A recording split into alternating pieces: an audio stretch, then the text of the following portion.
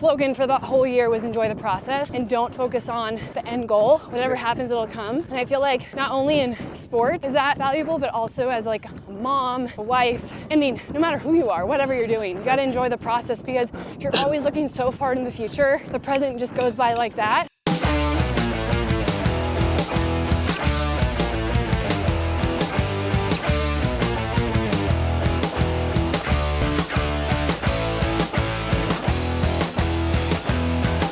All right, morning people in Scottsdale, Arizona. It's a beautiful day. Last time we tried this, it was going to be raining. I am with Sarah Whipple, mother of 3, wife, former college runner, University of Oregon. Do you want to say go Ducks? Look, go Ducks. I'm in my green. I know, she's wearing her green. All right, so what are we doing today? We're going to go. Let's start running, actually. We're going to go 3. I forgot my pole, so we're going to have a closer interview here. It's better. It's more like intimate. Like you guys are with us, you know? Yeah, we're gonna go 3 miles. It's a beautiful day. I'm jogging, she's walking. Yeah, you can hear the birds chirping away. Yeah. It's a beautiful spring, almost spring day, wouldn't you say? So you just got done training a client? Yeah, I got trained. Yeah. So my husband's out of town, so it's like I do one client. My sister-in-law comes over, take my son to school, come back, do my next client, run with Jason, and I got like 4 other clients after that. And just in between, cool down session. Yeah. All right, so let's get to getting to know, AKA Whip City. So where are you from? I'm from here. I'm from Scottsdale, Phoenix Born and area. raised? Born and raised, baby. What high school? Xavier College Prep. Oh. Go straight here. We're going straight. Got to cross some traffic, we're good. Look at the color of this street. I know. They paint this? Well, yeah, it's supposed to make it feel cooler on this hot summer days. Interesting. Yeah. So Xavier, let's talk about your sports background. Okay, so I was always an athlete at a very young age, but my sport was soccer. I did swimming and tennis and volleyball, yada yada, but soccer was my main one. And then when I was a freshman in high school, my dad was like, well, I played varsity soccer. My dad was like, you know what, Sarah, you should try out for the cross-country team just to stay in shape for soccer. And I was like giving him big eye rolls because my whole family, they ran like marathons, triathlons, 10Ks, and they'd always get us as girls to run it. And I was always like, I don't know why people run. So I was like, all right, I'll just give it a go, stay in shape for soccer. So I ended up trying out for the cross-country team, hated it. Then I did soccer in the winter, and then the running coach was like, Sarah, I think you should try out for the track team. I think I see a lot of potential in you. So I did track, loved the shorter distance, made it to state that year, and I'm like, all right, I'm done with this running thing. Well, then the running coach reached out to me. He's like, Sarah, I think you have a big gift for running. I think you could go really far, but with that being said, you need to kind of quit soccer. It's either soccer or running. So I thought about it for about a week, and I was like, all right, I'll give this running thing a go. So then that's my sophomore year. I made it to nationals, and then my good friend Jessica Tunn at the time was on my team. And Shout out to Jessica McLean, Jessica Tunn. But then we started breaking like all the Arizona high school records, and I was able to kind of search around what college I wanted to run at, and I picked the University of Oregon. So talk about the process of how you picked that school. So I wanted to change. I grew up in Arizona, and I just wanted to be out of the state and kind of grow up a little and experience something different. So I was looking at, when you're getting recruited, you can have 5 schools to visit. And I visited Oregon, my second school, and they were like lights out with their facilities. I mean, they're known for running. They're Tracktown USA, Prefontaine went there, Bowerman, so big running school. And I was thinking, well, if I really want to be challenged and if I really want to be good at this thing, I want to go to Oregon. So I verbally committed that next weekend, basically. Stopped all my other visits because I was really confident that I was wanting to go to Oregon. So chose Oregon. Climate's 100% different than it is here. 100%. I met my husband out there, which is a win. We got married out there. And then I was like, all right, it's time to come back to the sunshine. And so we've been here since 2016. What event did you run in college? 1500, 800, cross country, which is a 6K for the girls. But my first 3 years, I took 5 years at Oregon. I ran the 5K on the track, kept getting lots of injuries, lots of injuries. And then my coach was like, we gotta bring your distance down to kind of what you're doing in high school. So didn't get injured at all. I really focused on strength training, conditioning, and I think that's huge for injury prevention. So yeah, I ran all those. Favorite event? 1500. God. It's brutal, God. But you gotta be fast and you gotta have good endurance. So, and I like the training. So do you love running now? I do. You hated it. I do. I mean, I've had 3 kids. We'll kind of weave through here. I've had 3 kids and we might have to stop. And with every pregnancy, I was able to run through each one. And I think that kind of kept me sane, was the running part. And I lifted too, but obviously everything slows down when you're pregnant. And then after every pregnancy, I wanted to start a rate or train for something because I was just, I don't know, I think that's just in my blood to have a goal and train and work for something. So I did my first marathon with, shout out Jessica McLean. It's her first marathon too, after my second. So anyways, to answer your question, I do love running. It's just something you can just put your shoes on and your watch and just go. What about your transition from college and then you went into personal training? Yeah, so after college, I wanted to stay in running. And so I ran a little semi-professionally for a couple teams in Oregon. And just with the timing of everything, we left to go to Arizona. And at the time, there weren't a ton of groups to train with out here, at least with my distance of the 1500. So I kind of, quote unquote, hung up my track spikes and pursued fitness in a different way. And that was working at local gyms in Scottsdale, doing personal training. So I've been doing that for 8 years probably. And that's what I'm still doing. And it's great. It's a great job since I'm a mom and a wife and I'm able to be flexible with my schedule. So let's talk about 3 kids. Yep. 2 girls, a boy, right? 2 girls and a boy, yeah. How is motherhood? It's awesome. It's something you don't realize how great it is or hard it is until you're actually doing it. And it's definitely made me, there's ebbs and flows. You have 4, so it's like you learn so much about yourself. Yep. And you learn so much about your spouse and commitment and communication. Yep. And you really have to have your ducks in a row. In a line? Yeah, no, we can do a row. Yeah, and I don't know, it's so hard, especially when you have to single parent at times with my husband being gone for work. He travel a lot. He's traveling a lot, yeah.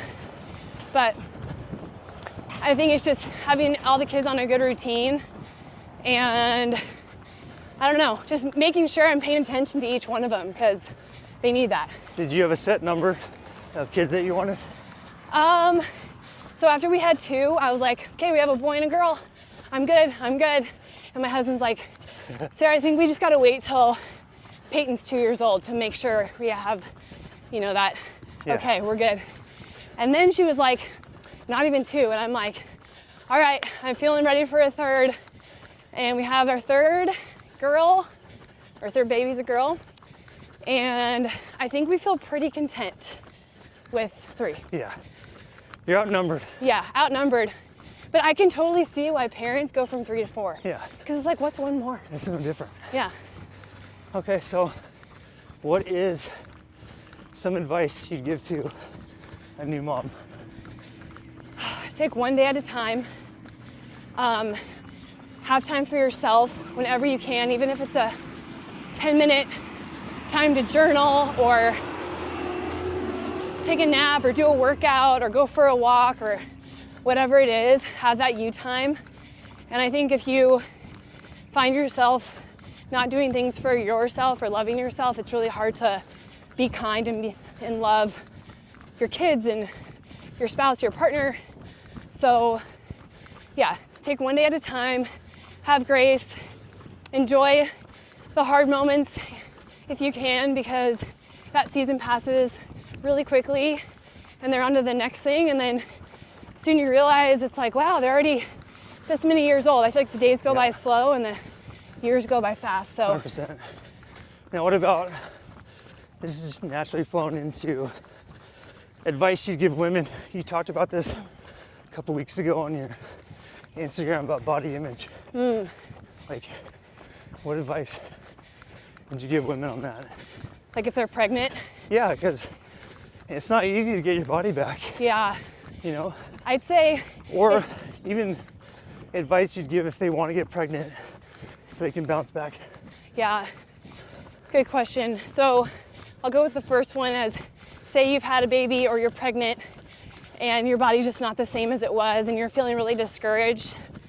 I think it's, you look at what a gift that child is or that child's going to be and what a blessing they are. And that surpasses having a six-pack any day. Yep. And like, and every time I have a baby, I realize that even more.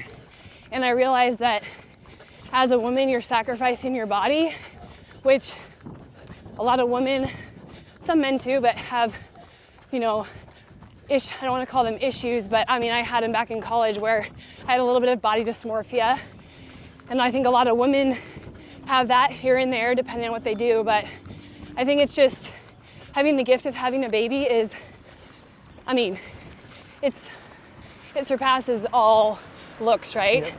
And of course, some days it's harder than others, but you just kind of put that in the back of your brain. And as long as you're eating healthy and moving your body to what feels good, you're gonna, I don't want to say get it back. You might get it back, but you might just feel good in your own skin, and that's what matters. 100%. And I think my advice for women who want to get pregnant, who are going through any body dysmorphia, it's like a day-to-day challenge, right? And I think just having some sort of faith and knowing like what you're doing is a good thing with eating and being kind to your body and having times of rest so you're not just stressed out. Just doing all the things that you can to control, and the rest will work out, you know? Across here. Which way? We'll go straight. Actually, Straight. perfect. Just crossing the road. How you feeling? What about husband, wife, life advice? Oh, it's Or good. marriage. Okay, so I'd say overall we have a great marriage. I'd say the more busy we are with kids and work and he travels, it's really hard to find the time to like get a walk on the calendar or grab dinner or whatever. So we've had actually many conversations after our third was born. Does this guy see us? He's not seeing us. Oh, we almost got hit. We almost died. We almost died. We're good though. I can't believe I let Sarah go first. She would have got killed first. Yeah, that would have been caught on camera. That would not have been good. But having time for your spouse. So we're reading this book Yes. called Secure Love. Good. And it's so good. And I recommend it whether you're single, married, have gone through divorce, have kids, want kids, you clearly have had parents, whatever that relationship was like. Right? Let's go straight. It's really good. And it's helped me not only become a better communicator with my husband, but also with my kids. Yeah. When you say time for your spouse, can you elaborate on that? Yeah, I think it's knowing like what your spouse's love languages are. Yep. And for me, it's quality time. I think this is every woman's. Yeah, it's just knowing, or words of Close. affirmation, right? Yeah. But I think quality time is like the big one for me, and if we don't have that time, I feel like my husband and I are really short with each other. And when we're short with each other, like our cycle of arguments start to happen. So I think what I like as a woman is knowing that we're intentional with our time, and he's blocking off time in his calendar. I'm blocking off my time in our calendar to whatever it is, grab coffee, go for a walk, a hike, dinner. Yep. So just being intentional. Without the kids. Without the kids. You need that time. Yeah, for sure. 100%. For sure. All right, you're a mom of 3, you train people. I mean, being a mom is the hardest job in the world to begin with. Yeah. What motivates you? So I think, Because you could just, you know, be at home, not get up early, yeah, don't have to work out. right. What motivates you To be a mom or to like, in life? So I think it kind of this goes full circle with being an athlete. I always want to be like striving for something, whether that's being a mom and eating healthy, making sure we have a good dinner. We can go right here. This car. Obviously making sure like my family's safe, and because my family's my number one, right? Yep. And so I think to answer your question, every day when I wake up, I mean, I don't know if you know the Enneagram, but for those who know the Enneagram, I'm a number 3. So am I. What? Makes sense. Because, I don't know. My wife disagrees. She's like, take it again. Yeah. Take the test again. Yeah. What's your wife? I think she was like a 9 maybe. Okay. Yeah. So anyways, as a 3, or as I guess my personality, I'm kind of a workaholic, and at times that serves me well and at times it doesn't. Yep. And so I try to like work hard, yet still find that balance of relaxation and actually being with my kids. But I don't know, I've always had that mentality. My parents tell me like, you've always just wanted to go, go, go, go, go. Like, what's the next thing? What's the next thing? And if I don't do that, I feel like I'm a little depressed. Yeah. Like if I have days of not having some sort of thing I'm or going towards, then I feel like not myself, then I feel depressed. Yep. I don't know if you feel that way. I do. And then you start like second guessing things. You're like, what should I be doing? So again, it's like a curse and a blessing. What is the best piece of advice you've ever been given? Gosh, I would say enjoy the process. I'm gonna go back to this quick story back in college when I was part of winning the cross country national championship back in 2012. And our coach, and it's nice to talk to another mom about that. 100%. So you've accomplished a lot in your life. You're a wife, mom, 3 kids, semi-pro runner. What are some goals you have for yourself, whether it's short-term, long-term? Let's just start with short-term. Maybe like 2024. Okay, let's go right here. Goals for me, short-term. What's interesting about short-term goals with kids, I don't know if you feel this way, but there's only so much you can control. You know, like, I don't know, we had like a health scare with our son like a year ago, and I felt like that kind of threw us off. And so I kind of like changed my perspective on life. Yep. And so short term's like, I don't know, it's like a little PTSD for me.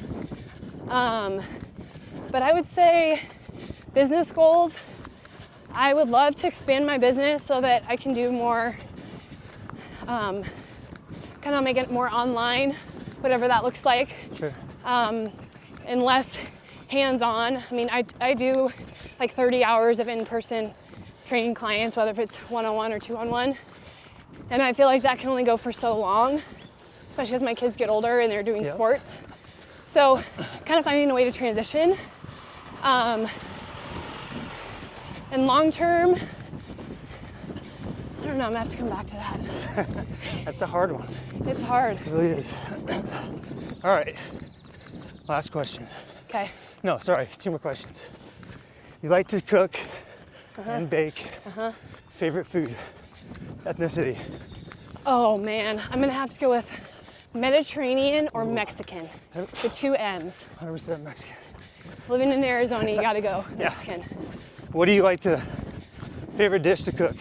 I'm gonna have to go with my mom's chicken enchiladas. Ooh. They're very nostalgic for me, but it's more like a casserole, because you know when you make enchiladas, they can kind of fall apart. Yep. So we're like, okay, how do we make this taste just as good, but make it efficient? So it's kind of like, got your corn tortillas, your green salsa, your cheese, your onion, your chicken, and sometimes we'll do like spinach and mushrooms. Kind of sounds weird. Share that. Do whatever you want.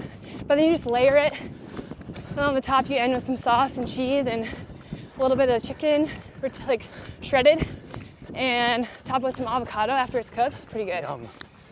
All right, last question. Okay. What would you leave advice for people watching this? Whether it's life advice, anything. Your legacy words. So if you're a guy, you're a girl, your mom, dad, you're nothing, anyone, I would say whatever you're passionate about, be like whatever deep down you are, not what your parents tell you you're passionate about, not what your friends, not what social media, whoever, whatever you in your heart find passionate about, you should go with it. Go with your gut. And sometimes that doesn't lead you right to your end goal. You're gonna go on a lot of, you know, random turns, sometimes some dead ends, but you just keep going with that, because if you don't follow it, I think you're gonna regret it. Love it. That's all. Love it. All right, signing off with Whip City. That's Ain't Life. See ya.